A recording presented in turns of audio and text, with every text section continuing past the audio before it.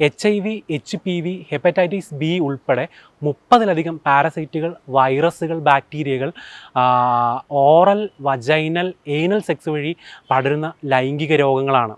ഓരോ ദിവസവും 15-നും 49-നും ഇടയിൽ പ്രായമുള്ള 1 ദശലക്ഷം മനുഷ്യർക്ക് പല രീതിയിലുള്ള ലൈംഗിക രോഗങ്ങൾ പടരുന്നു എന്നാണ് WHO പറയുന്നത്. WHO കണക്കുകൾ പ്രകാരം 2020-ൽ മാത്രം 37 കോടി മനുഷ്യർക്കാണ് സിഫിലിസ് ഉൾപ്പെടെയുള്ള ലൈംഗിക രോഗങ്ങൾ പടർന്നിട്ടുള്ളത്. കേരളത്തിൽ, പ്രത്യേകിച്ചും കേരളത്തിൻ്റെ സാമ്പത്തിക ഹബ്ബായിട്ടുള്ള കൊച്ചിയിൽ ലൈംഗിക രോഗങ്ങൾ വളരെയധികം പടരുന്നു എന്ന് പറഞ്ഞിട്ടുള്ള ന്യൂസുകളൊക്കെ നമ്മൾ പലയിടത്തു നിന്നും കേട്ടിട്ടുള്ളതാണ്.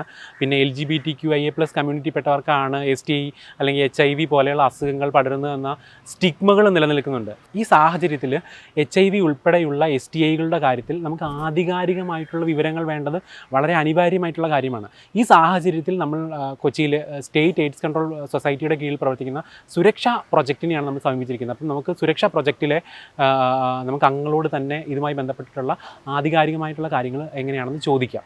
നമ്മുടെ കൂടെ ഇപ്പോഴുള്ളത് സ്റ്റേറ്റ് എയ്ഡ്സ് കൺട്രോൾ സൊസൈറ്റിയുടെ കീഴിലുള്ള സുരക്ഷാ പ്രൊജക്റ്റിൻ്റെ മാനേജറായിട്ടുള്ള മിഥു മാമാണ്. നമുക്ക് ഇതിനെക്കുറിച്ച് ആധികാരികമായിട്ട് മാമിനോട് ചോദിക്കാം. അപ്പം മാം, സുരക്ഷ ഇപ്പം എന്താണ് ചെയ്യുന്നത്? എന്താണ് നമ്മുടെ പ്രൊജക്റ്റിൻ്റെ പർപ്പസ്? സുരക്ഷ എന്ന് പറയുന്നത് കേരള സ്റ്റേറ്റ് എയ്ഡ്സ് കൺട്രോൾ സൊസൈറ്റിയുടെ കീഴിൽ ടാർഗറ്റഡ് ഇൻ്റർവെൻഷൻ ആയിട്ടുള്ള ആളുകളുടെ ഇടയിൽ പ്രവർത്തിക്കുന്നതിന് വേണ്ടിയിട്ടുള്ള ഒരു പ്രോജക്റ്റാണ് സുരക്ഷ എന്ന് പറയുന്നത്. അപ്പോൾ സുരക്ഷാ പ്രോജക്റ്റ് പ്രധാനമായിട്ടും ഫോക്കസ് ചെയ്യുന്നത് കുറച്ച് ഇൻ്റർവെൻഷൻ ചെയ്യേണ്ട കുറച്ച് ആളുകളുണ്ട്. അവരിലാണ് സുരക്ഷ പ്രവർത്തിക്കുന്നത്. അതിൽ ഏറ്റവും നമ്മൾ 5 തരത്തിലുള്ള ആളുകളിലാണ് മെയിനായിട്ട് സുരക്ഷാ പ്രോജക്റ്റുകൾ പ്രവർത്തിക്കുന്നത്. അത് ഏറ്റവും ആദ്യം നമ്മൾ പ്രവർത്തിക്കുന്നത് ലൈംഗിക തൊഴിലാളികളായിട്ടുള്ള സ്ത്രീകളുടെ ഇടയിലാണ് നമ്മൾ പ്രവർത്തിക്കുന്നത്. പിന്നെ അതുപോലെ തന്നെ ലൈംഗിക തൊഴിലാളികളായിട്ടുള്ള പുരുഷ ലൈംഗിക തൊഴിലാളികൾ, ഹോമോസെക്ഷൽ ആയിട്ടുള്ള പുരുഷ ലൈംഗിക തൊഴിലാളികളുടെ ഇടയിലും നമ്മൾ പ്രവർത്തിക്കുന്നുണ്ട്. അതുപോലെ തന്നെ മയക്കുമരുന്ന് കുത്തിവെക്കുന്നവരിൽ നമ്മൾ ഈ ഒരു ടാർഗറ്റഡ് ഇൻ്റർവെൻഷൻ സുരക്ഷാ പ്രോജക്റ്റ് നമ്മൾ നടപ്പിലാക്കുന്നുണ്ട്. പിന്നെ അതുപോലെ തന്നെ മൈഗ്രൻ്റ്, അന്യസംസ്ഥാന തൊഴിലാളികൾ, അവരിവിടെ നാട്ടിൽ വന്നിട്ട് ഒരുപാട് നാളുകളാവാത്ത, അതായത് വന്ന് കുറച്ച് നാൾ താമസിച്ചിട്ട് തിരിച്ചു പോകുന്ന അത്തരത്തിലുള്ള മൈഗ്രൻസിൻ്റെ ഇടയിലും നമ്മൾ ഈ ഒരു പ്രോജക്റ്റ് നടപ്പിലാക്കുന്നുണ്ട്. പിന്നെ അതുപോലെ തന്നെ ട്രക്കേഴ്സ്, അതായത് ട്രക്കിംഗ് ഡ്രൈവേഴ്സ്, അവരുടെ ഇടയിലും നമ്മൾ ഈ പറയുന്ന പ്രോജക്റ്റ് നടപ്പിലാക്കുന്നുണ്ട്.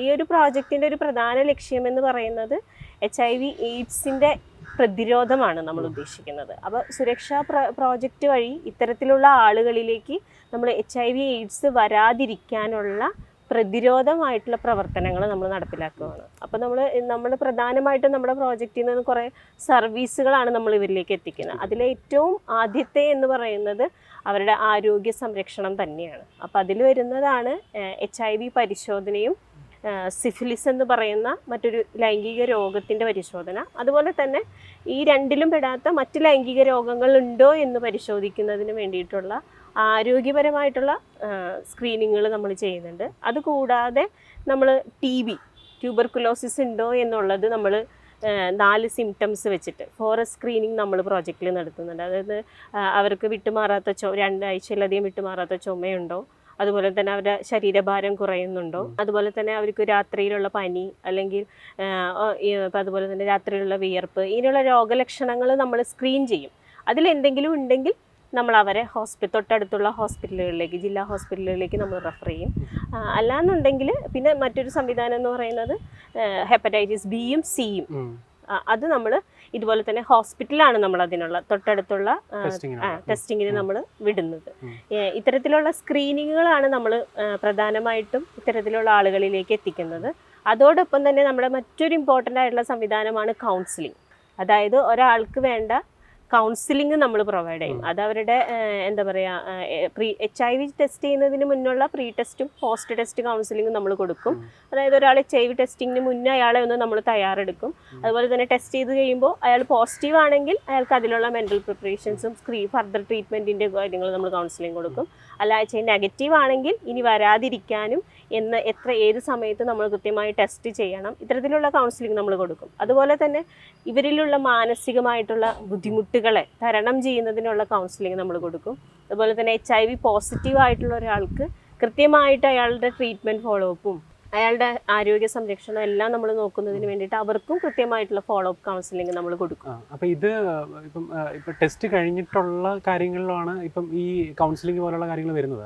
അല്ല, ടെസ്റ്റിങ്ങിന് മുന്നേ നമ്മൾ കൗൺസിലിംഗ് കൊടുക്കും. അപ്പം അതിന് ടാർഗറ്റഡ് ആയിട്ട് നമ്മൾ ഇന്റർവീൻ ചെയ്യാനായിട്ട് എന്തെങ്കിലും പ്രോഗ്രാം നടത്തുന്നുണ്ട്? ഇപ്പം നമ്മുടെ ഈ കമ്മ്യൂണിറ്റി അതുപോലെ സ്പെസിഫിക് ആയിട്ട് ആളുകളിലേക്ക് നമ്മൾ ഇവിടെ ടെസ്റ്റിംഗ് ഫെസിലിറ്റികളുണ്ട് വരണം എന്നുള്ള രീതിയിൽ നമ്മൾ ഔട്ട്റീച്ച് പ്രോഗ്രാമുകൾ ഉണ്ട്. നമുക്ക് ഔട്ട്റീച്ച് സംവിധാനമുണ്ട്. നമ്മുടെ വളരെ ഇമ്പോർട്ടൻ്റ് ആയിട്ടുള്ള ഒരു ഇതാണ് ഔട്ട്റീച്ച്. നമ്മൾ ഫീൽഡ് തലത്തിൽ ഔട്ട്റീച്ച് ചെയ്യും. അതായത് നമ്മുടെ പ്രോജക്റ്റ് ഉണ്ട്, പ്രോജക്റ്റിന് ഇത്തരത്തിലുള്ള സംവിധാനങ്ങളുണ്ട് എന്നുള്ളത് നമ്മൾ ഈ കമ്മ്യൂണിറ്റികളിലേക്ക് നമ്മൾ എത്തിക്കും. അതിന് നമുക്ക് ഔട്ട്റീച്ച് വർക്കേഴ്സ് എന്ന് പറയുന്നൊരു വിഭാഗം സ്റ്റാഫ് ഉണ്ട്. അതുപോലെ തന്നെ കമ്മ്യൂണിറ്റിയിൽ നിന്ന് തന്നെ സെലക്ട് ചെയ്തിട്ടുള്ള പിയർ എഡ്യൂക്കേറ്റർ എന്ന് പറയുന്ന മറ്റൊരു വിഭാഗം സ്റ്റാഫുകളും പ്രോജക്റ്റിൽ പ്രവർത്തിക്കും. അവർ വഴിയാണ് നമ്മൾ ഫീൽഡ് തലത്തിലേക്ക് പ്രോജക്റ്റിന്റെ ബോധവൽക്കരണം എത്തിക്കുന്നത്.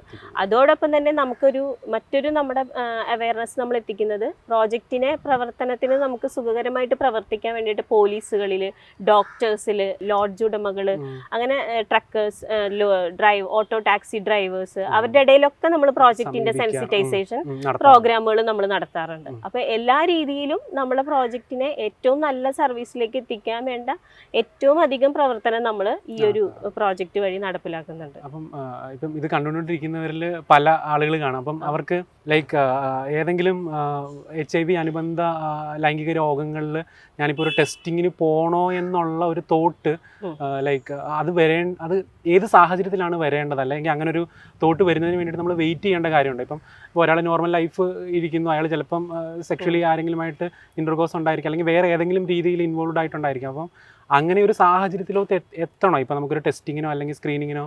അതോ നമുക്ക് നോർമലായിട്ടുള്ള ഒരു വ്യക്തിക്ക് എല്ലാ ലൈക്ക് ഈവൻ ഇഫ് മാരീഡോ അല്ലാത്തതോ അല്ലെങ്കിൽ ഹെറ്ററോസെക്ഷൽ ആയിട്ടുള്ള ആർക്ക് വന്ന് ടെസ്റ്റ് ചെയ്യേണ്ട ഒരു സാധ്യത നിലനിൽക്കുന്നുണ്ടോ നിലവിൽ?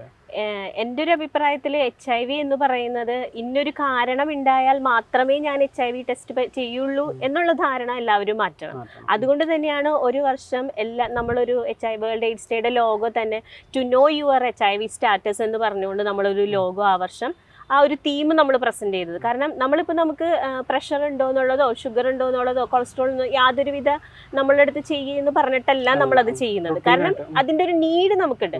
അതുപോലെ തന്നെ എൻ്റെ HIV സ്റ്റാറ്റസ് എനിക്ക് അറിയുക എന്നത് ഒരു അവകാശം പോലെ കാണണമെന്നേ ഞാൻ പറയുള്ളൂ. നമ്മുടെ ഒരു എന്താ പറയുക, അത് നമ്മുടെ ഒരു സ്റ്റാറ്റസ് നമുക്ക് അറിഞ്ഞിരിക്കുന്നത് വളരെ എന്താ പറയുക, അതൊരു അവകാശമായിട്ട് തന്നെയാണ് ഞാൻ പറയുന്നത്. അപ്പം അതുകൊണ്ട് എന്താ പറയുക, ആളുകളിലെ മടി കാരണമാണ് പലരും അത് ചെയ്യാതിരിക്കുന്നത്. ഒരു കാരണത്തിന് വേണ്ടി വെയിറ്റ് ചെയ്യേണ്ട കാര്യമില്ല. അതായത് HIV ടെസ്റ്റ് ചെയ്യാനായിട്ട് ഇപ്പം നമുക്ക് അറിയാം 4 ലക്ഷങ്ങളിൽ കൂടിയാണ് HIV പകരുന്നത്. അപ്പോൾ അത് ഒന്നിൽ കൂടുതൽ പങ്കാളികളുമായിട്ട് HIV ബാധിച്ച ആളുമായിട്ട് ഒന്നിൽ കൂടുതൽ പങ്കാളികളുമായിട്ടൊക്കെ നമ്മൾ ലൈംഗിക ബന്ധത്തിൽ ഏർപ്പെടുമ്പോഴാണ് നമുക്ക് HIV വരുന്നത്. അല്ലെങ്കിൽ പിന്നെ HIV ബാധിച്ച ഒരാൾ ഉപയോഗിച്ച അണുവിമുക്തമാക്കാത്ത സൂചി ഉപയോഗിക്കുമ്പോഴാണ് വരുന്നത്.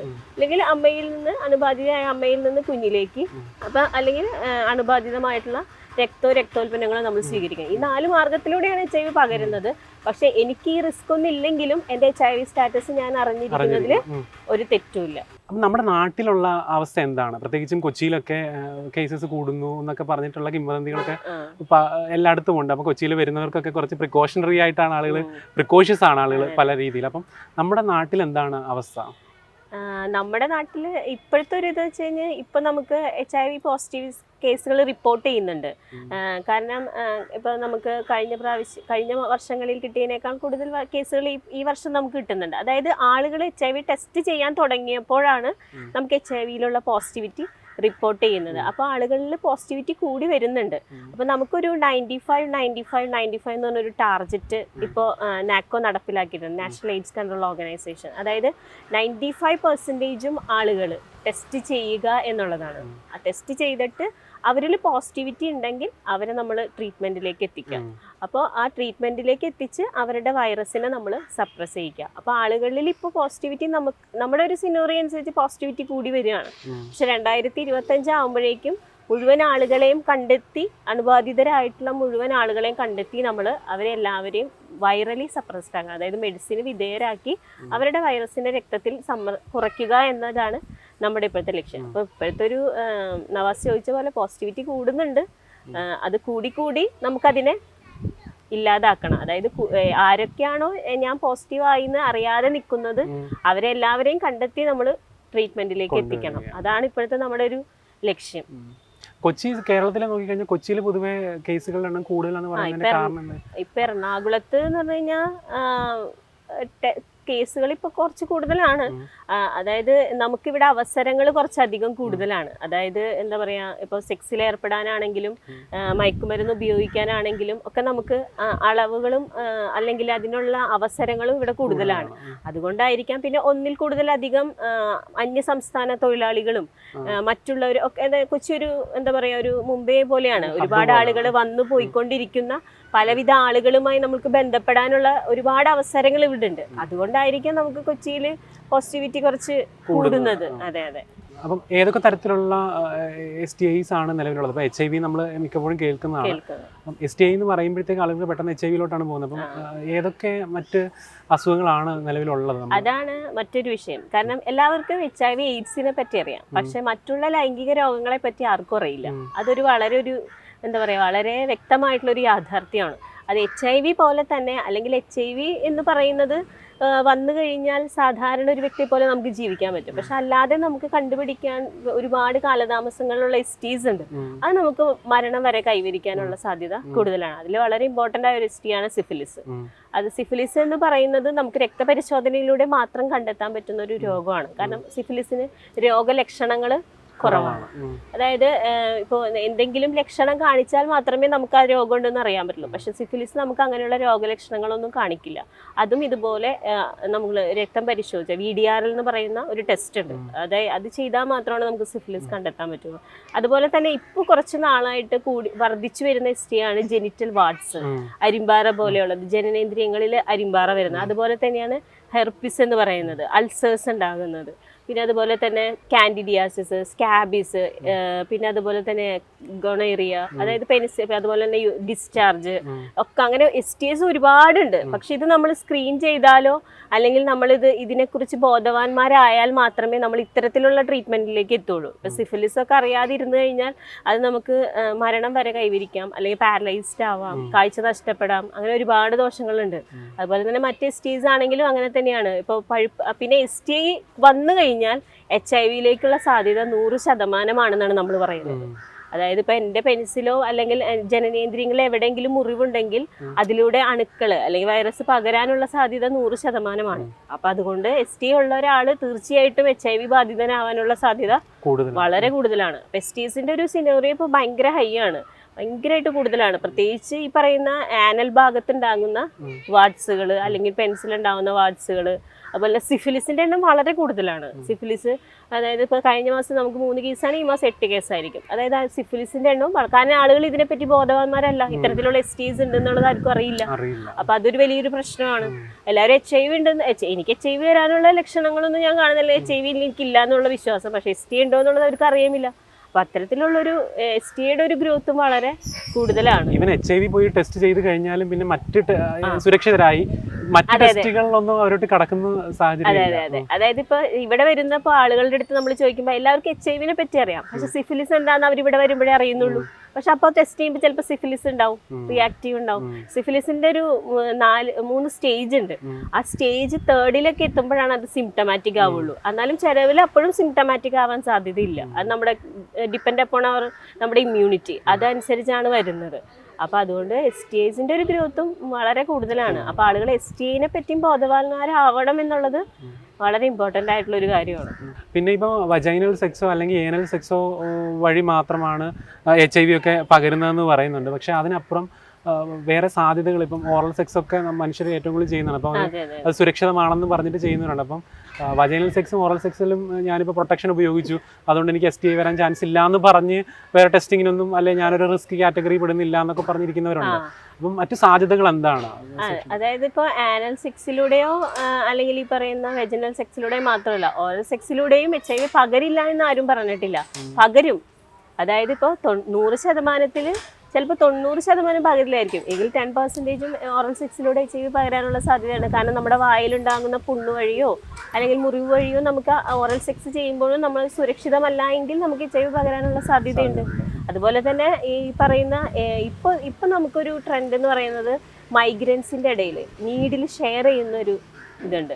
ഒരാൾ ഉപയോഗിച്ച സൂചി വേറൊരാൾ ഉപയോഗിക്കുക എന്നുള്ളത് അതുവഴി ഇപ്പം നമുക്ക് പോസിറ്റിവിറ്റി കൂടുന്നുണ്ട് കൂടുതലാണ്. മൈഗ്രെയിൻസിന്റെ ഇടയിൽ, അതായത് ഇഞ്ചെക്ട് ചെയ്യുന്നത് മൂലം.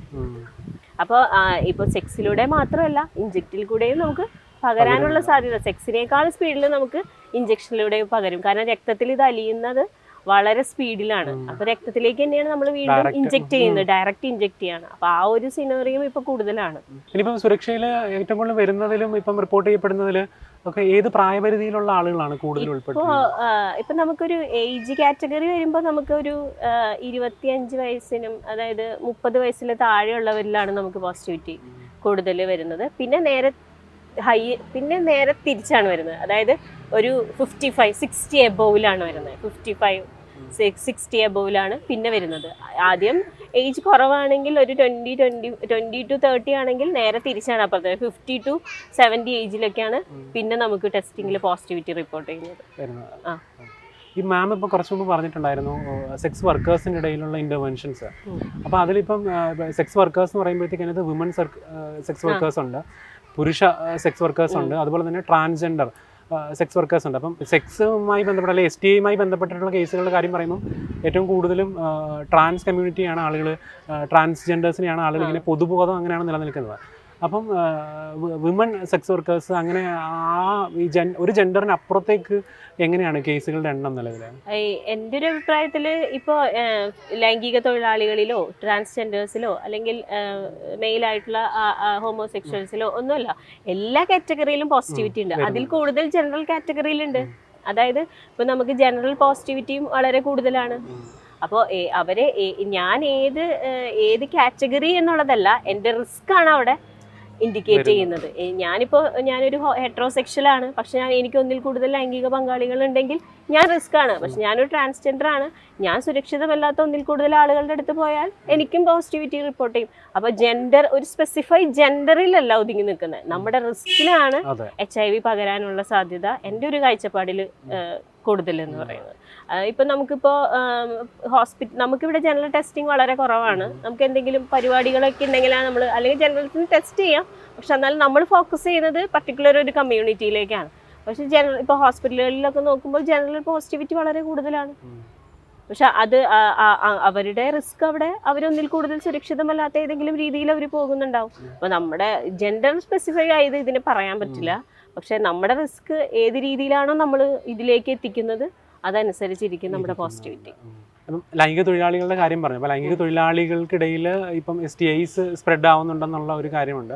അപ്പോൾ അവരിൽ ആരെങ്കിലും ഒന്ന് ടെസ്റ്റ് ചെയ്ത് പോസിറ്റീവ് ആയി കഴിഞ്ഞാൽ അവർക്ക് തുടർന്ന് തൊഴിൽ ചെയ്യുന്ന, അപ്പം നിത്യവൃത്തിയുമായി ബന്ധപ്പെട്ടിട്ടാണ് അവരുടെ ലൈംഗിക തൊഴിൽ നിലനിൽക്കുന്നത്. അപ്പം അങ്ങനെ ഇപ്പം സർവൈവൽ ഒരു സ്ട്രഗിളിൽ എത്തുന്ന ലൈംഗിക തൊഴിലാളികൾക്ക് അവരുടെ സാമ്പത്തികമായിട്ടോ അല്ലെങ്കിൽ ഏതെങ്കിലും രീതിയിലുള്ള ഹെൽപ്പ് നമുക്ക് അങ്ങനെയാണെങ്കിൽ ഇവിടെ കണ്ടെത്തി കഴിഞ്ഞാൽ നമ്മൾ അത് പ്രൊവൈഡ് ചെയ്യുന്നതിനുള്ള എന്തെങ്കിലും ഒരു സിസ്റ്റം നിലവിൽ ഉണ്ടോ?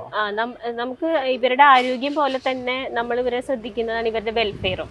അപ്പോൾ ഇപ്പോൾ പോസിറ്റീവ് ആയാലും അല്ലെങ്കിൽ ഇപ്പോൾ ഈ ഒരു തൊഴിലിൽ ഏർപ്പെടാൻ അവർക്ക് എന്തെങ്കിലും ബുദ്ധിമുട്ടുണ്ടെങ്കിൽ അവർക്ക് ചെയ്യാൻ പറ്റുന്ന മറ്റ് മേഖലകളിലേക്ക് നമ്മൾ റെഫർ ചെയ്ത് വിടുന്നതായിരിക്കും. ഇപ്പം നമുക്ക് അതിനുള്ള നമ്മളൊരു കമ്മിറ്റിയൊക്കെ രൂപീകരിച്ചിട്ടുണ്ട് ഇവരുടെ വെൽഫെയർ സ്കീമിന് വേണ്ടിയിട്ട്. അതുപോലെ തന്നെ ഇവർക്ക് എന്തെങ്കിലും ക്രൈസിസ് ഉണ്ടായി കഴിഞ്ഞ് കഴിഞ്ഞാൽ അതിലുൾപ്പെടാൻ വേണ്ടി നമ്മളൊരു ക്രൈസിസ് ടീമിനെ ഉണ്ടാക്കിയിട്ടുണ്ട്.